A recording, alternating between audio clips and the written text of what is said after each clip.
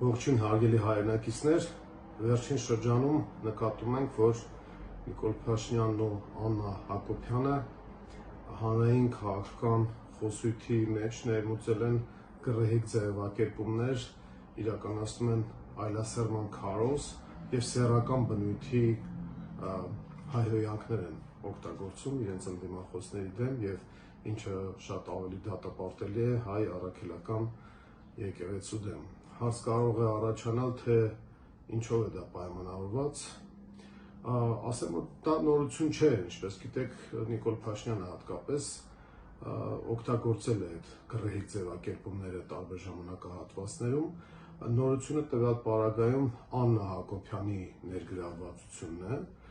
եւ այն ինտենսիվությունն ու ագրեսիվությունը, որով իրականացվում է այդ քարոզը հայտնի զույգի միջոցով։ Պատճառը նախ հոգեբանական տիրույթում պետք է փնտրել, մարդիկ ագրեսիվանում են, երբ որ վախենում են, իսկ Նիկոլ Փաշինյանը վախենալու շատ բան ունի, առաջին հերթին իշխանության կորստի վախն է նրան ագրեսիվ դարձնում եւ այդ ագրեսիվության արդյունքով մենք տեսնում ենք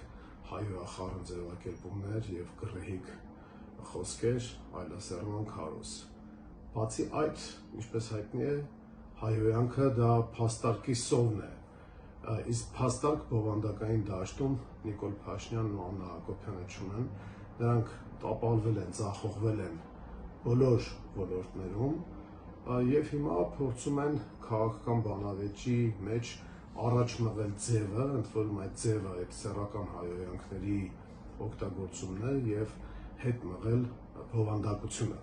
որովհետեւ բովանդակային դաշտում ասելիք չկա։ Ինչ վերաբերում է բուն թեմային, այսինքն ինչու այդպիսի ձևակերպումներ հիմա եւ ինչու հատկապես հարձակում հայ առաքելական եկեղեցու դեմ։ Ուրեմն,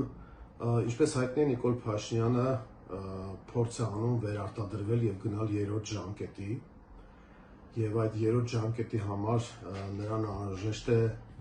թուղթ բարատ, այսպես ասած։ Այդ թղթի անունը նա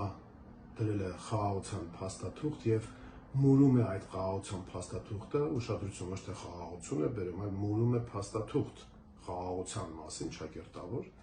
եւ մուրում է այդ փաստաթուղթը Էրդողանից, նրան խնդրում է, որպեսզի նա միջնորդի Ալիևին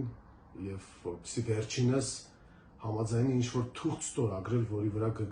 գրված կլինի խաղաղություն բառը, եւ այդ խաղաղություն բառով թուղթը նա առաջիկա քաղաքական գործընթացների ժամանակ լինի դա արտահերթ կամ հերթական ընտրություն, նա պետք է թափահարի, ինչպես որ 21 թվականին թափահարել էր մուրճը, իբր թե դասակարգային պայքարի խորհրդանիշ որպես, եւ ահա հիմա թափահարելու է այդ խաղաղության փաստաթուղթը եւ այն քիչ մարդկանց, ովքեր դեռ հավատում են, որ Նիկոլ Փաշինյանը ինչ-որ բան կարող է անել, ինչ-որ դրական արդյունք կարող է ապահովել, ահա այդ քիչ մարդկանց նա փորձելու է խաբել, թե իբր թե խաղաղություն է բերում։ Եվ այդ թուղթը նրան անհրաժեշտ է, եւ այդ հանգամանքը հաշվի են առել եւ գիտեն այդ մասին նաեւ Թուրքիայում ու Ադրբեջանում, եւ անընդհատ նորանոր պահանջներ են առաջ քաշում Հայաստանի առաջ, եւ Նիկոլ Փաշինյանից պահանջում են ԵԱԿ Մինսկի խմբի լուծարում, Սահմանադրության փոփոխություն, հրաժարում անկախության հռչակագրից եւ վերջին շրջանում նաեւ ագրեսիվ խոսույթ է մտել Ալիևի բառապաշարի մեջ, նա խոսում է այսպես կոչված փախստականների վերադարձից եւ ասում է, որ ադրբեջանցի փախստականները պետք է վերադառնան Հայաստան, ըստ նրա արևմտյան Ադրբեջան եւ միայն այդ դեպքում հնարավոր կլինի ինչ որ փաստաթղթից խոսել։ Այսինքն իրենք անընդհատ նորանոր պահանջներ են առաջ քաշում, որպեսզի Նիկոլ Փաշինյանին բերեն իրենց ուզած դաշտը եւ ըստ էության լուծարեն Հայաստանի Հանրապետությունը։ Նիկոլ Փաշինյանը խաղում է նրանց հետ եւ փաստացի համաձայնում է բոլոր պահանջներին ու նախապայմաններին։ Տվյալ դեպքում, երբ որ Ալիևը խոսեց այսպես կոչված փախստականների վերադարձից, անմիջապես դրան արձագանքեց Ալեն Սիմոնյանը, այսինքն Նիկոլ Փաշինյանը Ալեն Սիմոնյանի խոսքերով, շուրթերով համաձայնություն տվեց Ալիևին եւ ասաց, որ այո, հենց որ թուղթը ստորագրվի, Դրանից 5 րոպե անց հայերն ու ադրբեջանցիները առևտուր կսկսեն անել եւ կարող են համատեղ ապրել, ադրբեջանցիները կարող են վերադառնալ այն գյուղերն ու քաղաքները, որտեղ ապրել են եւ այլն եւ այլն։ Այսինքն Ալեն Սիմոնյանի միջոցով Ալիևին Նիկոլ Փաշինյանը ասաց այո այդ պահանջին։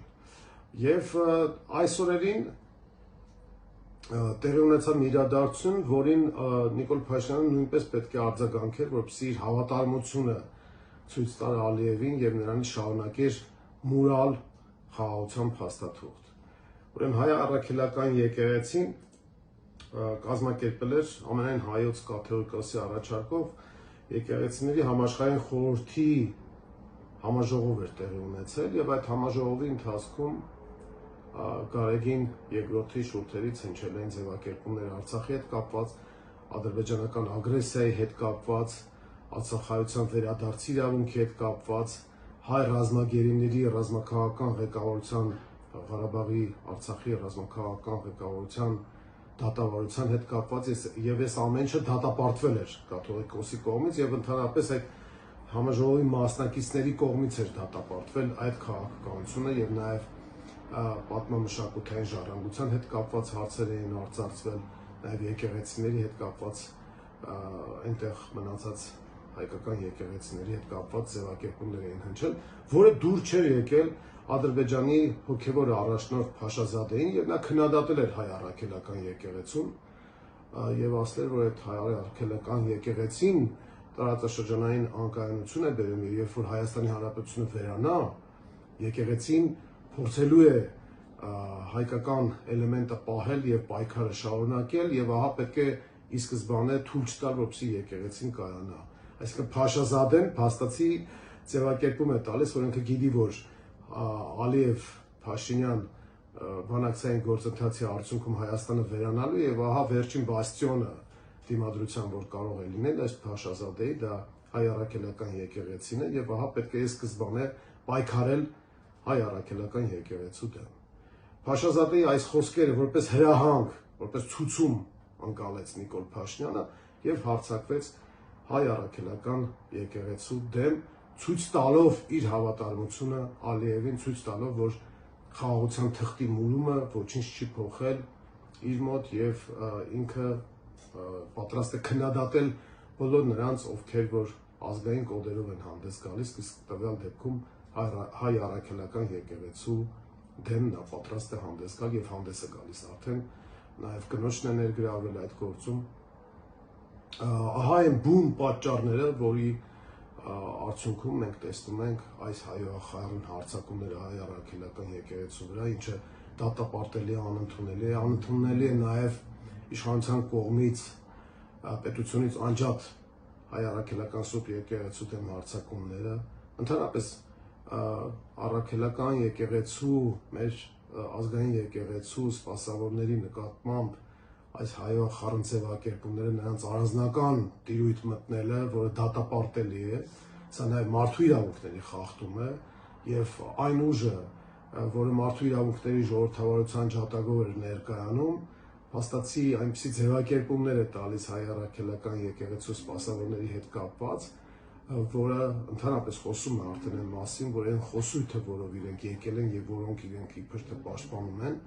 բացարձակապես կապ չունի այդ արժեքները, բացարձակապես կապ չունեն Նիկոլ Փաշինյանի հետ եւ նրա այն թիմակիցները, որոնք գոնե ձևականորեն ցույց են տալիս, որ այս արժեքների պաշտպանության համար իրենք պայքարում են, այս ամեն ինչի արդյունքում իրենք են վարկաբեկվում նաեւ եւ փաստացի ցույց են տալիս, որ իրենք էլ ընդհանրապես աթոռը կռիվ են անում, եթե այդպես չէ թող արտահայտվեն, արձագանքեն։ Սա ուրեմն դատապարտելի է եւ Մայր Հայաստանը դատապարտում է հայ առաքելական սուրբ եկեղեցու դեմ հարձակումները, դրանք գնահատելով որպես Ալիևին դուր գալու եւ Հայաստանի Հանրապետությունը լուծարելու քաղաքականության մի մաս։